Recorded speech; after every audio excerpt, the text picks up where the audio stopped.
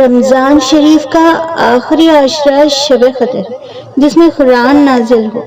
شب قدر 1000 مہینوں سے بہتر ہے، جس میں فرشتے صبح ہونے تک سلامتی کی دعا کرتے ہیں۔ ماہ رمضان بہت رحمتوں والی رات ہے۔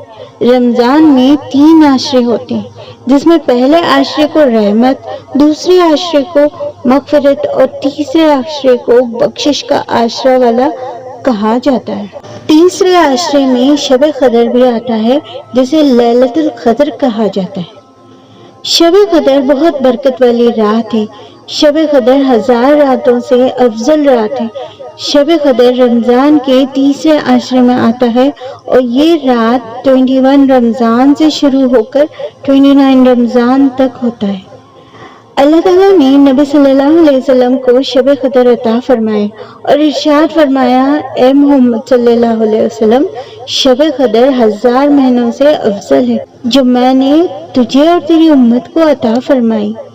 یہ رات تمہارے لیے اور قیامت تک تمہارے امتوں کے لیے ہے، جو 1000 راتوں سے بہتر ہے۔ اس رات اللہ زمین پر اتنے فرشتے بھیج دیتے ہیں، بہت سارے فرشتے زمین پر آ کر سلامتی کی دعا مانگتے۔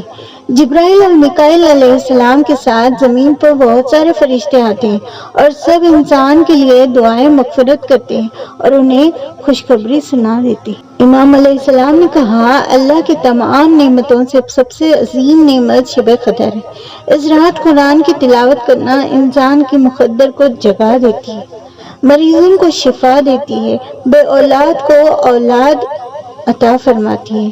اس رات جاگنے والا اللہ سے مقدر جگا لیتا ہے۔ یہ ایک رات پوری زندگی کے عبادت کے برابر ہے۔ اس ایک رات کی عبادت ہمارے 80 سال کے گناہ معاف ہو جاتے ہیں۔ یہ رات مقدر کو جگانے والی رات ہے۔ یہ رات بچھڑے ہوئے کو ملانے والی رات ہے۔ اللہ سے بخشش کی طلب کرو۔ اللہ سے بخشش کی رات ہے۔ یا اللہ، اس بابرکت مہینے میں اس شب قدر کی رات ہم سب کے تمام گناہوں کو معاف فرما۔ آمین۔